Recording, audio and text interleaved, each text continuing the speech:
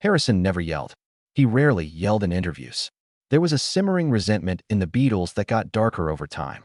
Though quiet and private, it was real and intimate. Hidden behind his meditation and spirituality was the silent underdog's unresolved grudge. Young George Harrison met Paul McCartney on a Liverpool school bus in the early 1960s. Skiffle and rock and roll united them as they traded recordings and chords. McCartney was sharper, older, and more forceful. George, modest and impressionable, was lured to Paul's confidence and John Lennon's intellect. He joined Lennon's quarrymen at 15 in 1958. Lennon considered himself too young. George charmed John with the lead guitar line from Raunchy at a bus audition McCartney arranged. That event launched the most famous band ever. George Harrison entered someone else's story from the start. Early band identity was dominated by Lennon and McCartney, the main songwriters. They created vision. George followed, learned, and absorbed until he was satisfied. Harrison became known as the quiet Beatle as the Beatles gained success. His introversion was romanticized by the press. But those closest to him saw something heavier. A man who felt marginalized and suffocated. Musical concepts and spiritual awakenings. But his voice was often drowned out in the studio. His music suggestions were rejected. Guitar arrangements he gave were doubted. Paul, the perfectionist, took control. George said he wrecked my guitar playing not out of malice, but from years of gradually undermining me. Not only did Lennon-McCartney rule, and kingdom within a band, George wasn't ignored, left behind. He became more frustrated as the group changed. Admiration turned into resentment.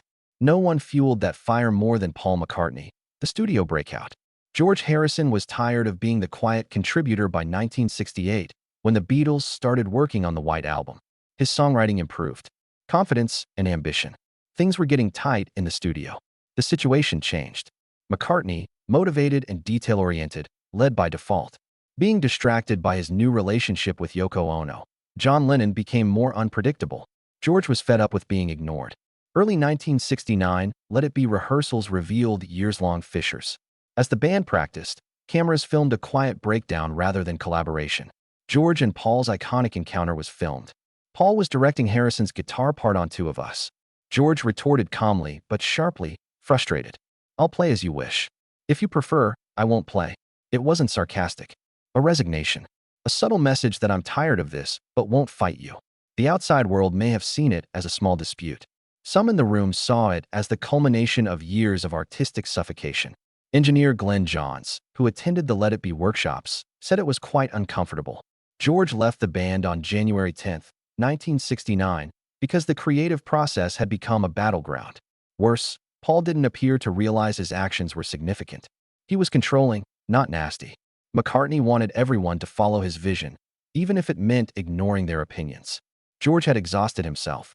After returning to the band a few days later under new terms, he wrote masterpieces like Something and Here Comes the Sun, showing what he could do when left alone.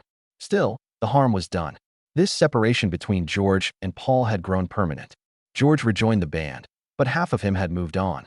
When friendship cooled, the Beatles broke up in 1970, but George Harrison took it personally. Harrison was quietly breaking his emotional relationships, notably with Paul, while the media concentrated on John Lennon and Paul McCartney falling out. While the public watched courteous interviews and orchestrated reunions, George was fighting to let go of years of animosity. All Things Must Pass, Harrison's 1971 solo album, featured Beatles songs that were rejected or sidelined. His former bandmates observed its creative and commercial success. The song washed out. Despite its cheery sound, the lyrics were cutting. The title referred to George's mental turmoil and discontent, and many saw it as a dig at Paul McCartney's dominance in their latter years. The resentment continued. Harrison released Sue Me, Sue You Blues in 1973, another caustic remark on the post-breakup court fights. The song addressed the group as a whole, but McCartney, who had sued to dissolve the Beatles' commercial partnership, was clearly the target of his anger. Harrison felt betrayed by that necessary move, because the court drama solidified their growing distance. After Harrison's divorce, Pattie Boyd said George never liked Paul's demeanor. She said George would come home after recording sessions angry from the numerous arguments, especially with Paul. They tolerated each other, she said. I doubt they loved each other. Professionally, they briefly collaborated again.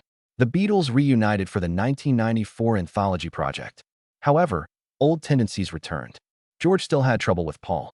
He would roll his eyes at McCartney's recommendations in private, and Paul, ever the diplomat, admitted they still irritated each other. Time passed, but the wounds hadn't healed. Guitar muted. George Harrison had a thriving solo career by the mid-1970s, but his Beatles years haunted him, especially Paul McCartney. George revealed something few had heard him say in a 1975 radio interview with Alan Freeman. Paul destroyed my guitar playing confidence after so many years with him. The simple, cutting statement was devastating. From a guitarist known for songs like Something and Whilst My Guitar Quietly Weeps. That McCartney-influenced period was mentally destructive. George wasn't accusing Paul of malice. After years of being overshadowed, second-guessed, and micromanaged, he lost creative confidence. He played to others' expectations instead of being heard on his own terms. This internal turmoil affected more than just his play. It influenced his cooperation views. In the same period, George said he would start a band with John Lennon again, but not Paul. He thought Paul is a good bassist, but sometimes overbearing. Not a slight. Working with a perfectionist frequently meant control. Harrison cared about space and music, about growing, and the Beatles had little room for him. He carried that awful, quiet understanding after the clapping. Lennon, unhealed wound. George Harrison's connection with John Lennon was more complicated and unpleasant than his with Paul McCartney. Harrison admired Lennon in the Beatles' early years. John was smart, brave, and older. George considered him a mentor and bandmate. Lennon and McCartney encouraged Harrison to experiment with structure and lyrical in his early songwriting. That intimacy eroded over time. George felt emotionally isolated while Lennon focused on his personal life, particularly his relationship with Yoko Ono. John, who formerly cherished his relationship with George, turned aloof. Lennon's disinterest contrasted with McCartney's studio dominance. He criticized Harrison's developing interest in Indian music and spirituality with disdain. It hurt. George sought calm and identity through meditation and Hinduism. However, Lennon only rolled his eyes.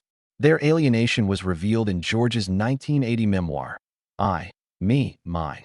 In almost 400 pages of personal contemplation, George barely referenced Lennon. Fans noticed, and not accidentally. Silence conveyed something. Harrison later stated that John was difficult and that their final years were frigid. The December 1980 assassination of Lennon shook George to the core. Even so, his tribute was not emotional. Harrison communicated his loss via music years ago, a song of respect and quiet reckoning. It remembered the early bond but didn't deny the suffering. Harrison talked quietly about Lennon in later interviews. Age and distance let him think. He respected John's talent and tangled history, but the emotional scar lingered. Harrison had blindly followed Lennon before he made him feel invisible. That wound doesn't heal easy, even with time. Last sentences. George Harrison left the Beatles' public shadow toward the end of the 1990s. He no longer competed for album space as a young guitarist. He was a respected solo artist, modest philanthropist, and spiritual thinker by then. Despite his calm exterior, his Beatles years left an emotional mark. Harrison rarely mentioned the band until asked. He spoke dryly, reflectively, and ironically. He didn't romanticize history. He told the truth, or his version. I miss the Beatles, but not with the others, he said in one interview. That remark, albeit funny, showed how deep the wounds were. George joined Paul McCartney and Ringo Starr for the Beatles anthology project in 1994, a media sensation. In their first session together since their split, the surviving members completed John Lennon's unfinished tracks Free, As a Bird, and Real Love. Fans felt healed. The insiders saw things differently. Former dynamics recovered shortly. Paul made George bristle. Harrison said in an interview that working with McCartney was like returning to school. George rolled his eyes when Paul grew too bossy. According to producer Jeff Lynne, who worked with George in the Traveling Wilburys and produced the anthology. Fortunately, McCartney later confirmed that the old patterns never disappeared. We got on each other's nerves yet survived. Harrison had throat cancer in 1997. He went into remission after radiation, but the disease resurfaced in his lungs and brain. He lived quietly with his wife, Olivia, and son, Donnie, at Friar Park, a large Victorian estate in Henley-on-Thames, in his latter years. George kept his wits despite illness. Does Paul still bother you? He was asked in a 2001 Yahoo Online discussion, one of his last public appearances. No direct response from George. He referenced a Victorian proverb, scan not a friend with a microscopic glass. You know his flaws, let them pass. It was classic Harrison, philosophical, eloquent, and pointed. Harrison had visits from old friends as his illness worsened. One was Paul McCartney. The meeting was private.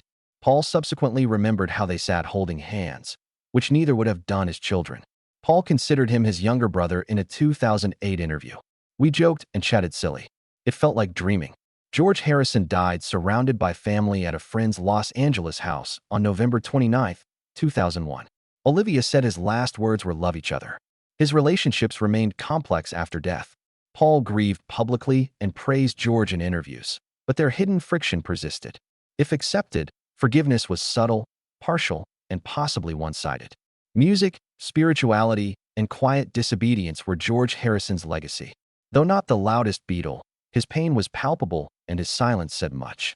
There has been adoration, love, and hate over the decades. Unfortunately, George Harrison could never forgive some people. Before George died, did George and Paul make peace? Comment what you think. If you like this story, like, subscribe, and switch on notifications for more unsung music histories.